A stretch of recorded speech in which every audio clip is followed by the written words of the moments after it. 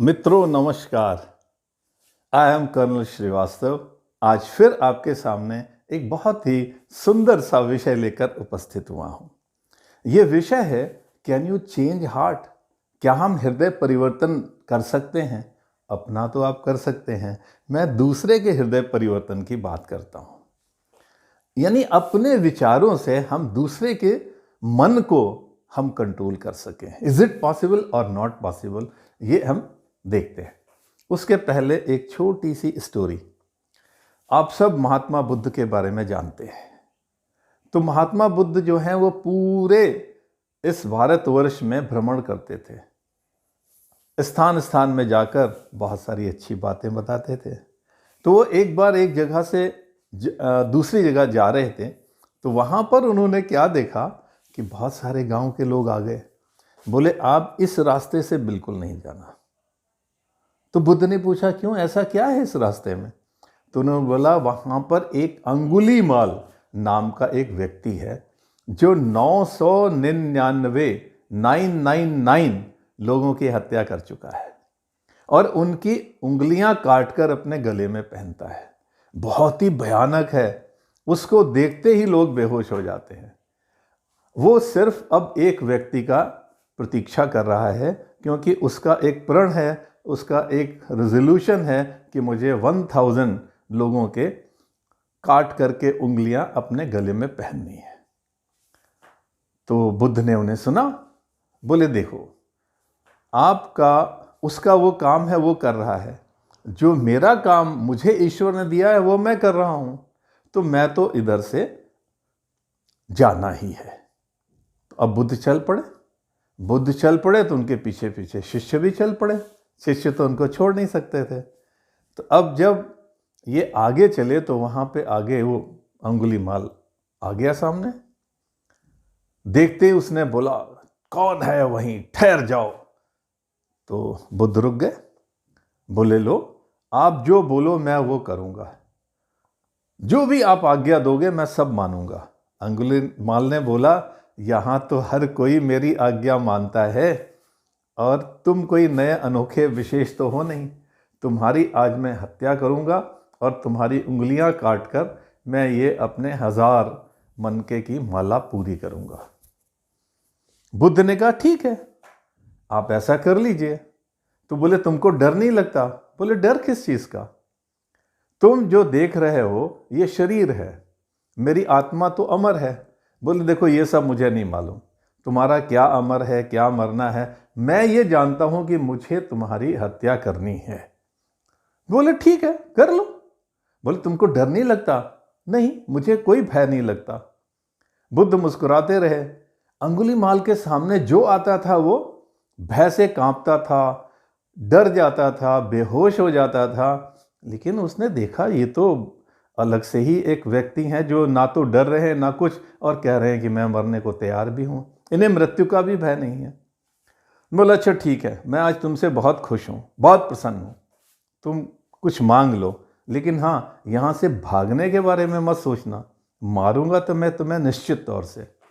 बुद्ध ने बोला बिल्कुल ठीक है, मैं कुछ भी नहीं मांगूंगा तुमसे, सिर्फ सामने एक केले का पेड़ लगा हुआ है, बहुत सारे केले हैं, उसमें से एक ये केला है। तो जो केले का पेड़ है, बनाना ट्री, क्या तुम उसे काट सकते हो? यह कौन सी बड़ी बात है? बोले एक मतलब मेरी इच्छा है, आप इसको एक केले को काट कर मुझे दे दीजिए। तो बोले पेड़ को काटना है केले को? बोले जी पेड़ को काट दीजिए। तो उसने एक ही झटके में पेड़ काट दिया। बोले ये लो, और हंसने लगा हा हा हा करके। उसने बोला देखो मैंने काट दिया। बुद्ध ने विचार किया कि ये व्यक्ति जो किसी की बात नहीं मानता, आज मेरे प्रभाव में है, नंबर 1। नंबर 2, इसको जो मैंने कहा उसने किया। तो अब ये जो है व्यक्ति इस क्षण ये हृदय परिवर्तन के लिए रेडी है, तैयार है। अब उन्होंने अंगुलीमाल को बुलाया। उन्होंने बोला बिल्कुल ठीक है, आओ हम कुछ देर बात करते हैं। तो बोले ये पीछे इतने लोग खड़े हैं, सब डर रहे हैं, तुमको भय नहीं लगता? बोले हमें काहे का भय है, ना मुझे भय है ना आपको कोई भय है। आपको मुझसे भय है? तो अंगुली बोला नहीं। तो अंगुली माल से मुझे भी कोई भय नहीं है, तो किस बात है, हम बात करते हैं। अच्छा ये बताओ, ये जो आप कर रहे हो 1000 अंगुलियां या जो भी हैं आपके उसमें माला, इससे मिलेगा क्या आपको? बोले बस मेरी इच्छा है। बोले अगर ये इच्छा पूरी, जब आपने पहली उंगली काटी थी फिर मन में क्या भाव आया था? उसने बोला मैं तो 1000 की एक इच्छा लेकर चला था, 999 मैं काट चुका हूँ, अब 1000 बस मुझे काटना है और उसके बाद मेरा प्रण पूरा। बोले उससे क्या हो जाएगा? क्या उससे कुछ हो जाएगा? बोले नहीं, कुछ नहीं होगा। बोले अच्छा ये बताओ, ये जो उंगली है आपने काट दी, ठीक है, ये जो पेड़ आपने काटा है, क्या इस पेड़ को दोबारा वहां लगा सकते हो? बोले अरे ये तो पेड़ कट गया, अब क्या लगेगा? तो बोले बस यही मैं जानना चाहता हूं कि जिस वृक्ष को आप वापस नहीं लगा सकते, उसको आप दोबारा कैसे लगा रहे हैं, काट कैसे रहे हैं? तो काटना है वृक्ष को तो आप उसमें काटिए जिसको आप दोबारा जीवित भी कर सकें। तो आपने इतने लोगों को मार दिया, मर गए लोग, लेकिन उनको आप किसी को जीवन दान तो नहीं दे सकते। जीवन आपको जिसने दिया है वही उनका जीवन भी ले सकता है। अंगुलीमाल कुछ देर के लिए सोचने लगा कि यह व्यक्ति बोल तो सही रहा है, लेकिन ऐसा क्यों बोल रहा है? मैं क्या करूं इसमें? मेरी कोई गलती थोड़ी थी, इधर से आ रहे थे, मैंने उनको मार दिया। अब उसका, इनका बुद्ध का जो रेडियंट चेहरा था, क्यों था? क्योंकि इनका जो कैरेक्टर है, जो इनका जो चरित्र है, और जो ये सेवा कर रहे थे समाज की, उस सामाजिक व्यवस्था को ठीक करने के लिए इनके जो चारों तरफ का ऑरा था इतना पवित्र था, इतना सेक्रेड था, अंगुलीमाल उससे प्रभावित हुए बिना नहीं रह सका। अब अंगुलीमाल ने बोला कि ठीक है, मैंने ये सब कर दिया, अब ये बताओ मैं क्या करूं? बोले कुछ नहीं, जैसे ये सब पीछे आ रहे हैं तुम भी मेरे पीछे आ जाओ। तो उसने बोला कि ठीक है मैं चलता हूं, मुझे कोई डर थोड़ा ही है। अब ये अंगुलीमाल पीछे पीछे, बुद्ध आगे आगे, उनके पीछे सारे शिष्य। अब पास में जो एक गांव पड़ा वहां पहुंच गए ये। उस गांव में जैसे ही घुसे पूरा का पूरा गांव खाली हो गया। बोले अंगुलीमाल आ गया, लेकिन फिर उन्होंने देखा कि ये बुद्ध के सामने बैठ गया, अंगुलीमाल कुछ नहीं कर रहा है। तो कुछ लोगों ने कुतूहलवश, उत्सुकतावश, जस्ट जिज्ञासा के लिए ये करने क्या जा रहे हैं, तो उन्होंने बोला अंगुलीमाल ऐसे करो, अब तुम नहा के आ जाओ। तो उसने नहा लिया। बोले अब ये जितनी भी उंगलियां हैं ना, ये सब आप नदी में प्रवाह कर दो, बहा दो। करके आ गया। बोले अब तुम गांव में जा करके भिक्षा मांगो। भिक्षा? और मैं? बोले देखो हम सब भिक्षुक हैं, अगर आप भिक्षा नहीं लाओगे तो आज हम सब कुछ भी नहीं खाएंगे, भूख तो तुम्हें भी लगी होगी।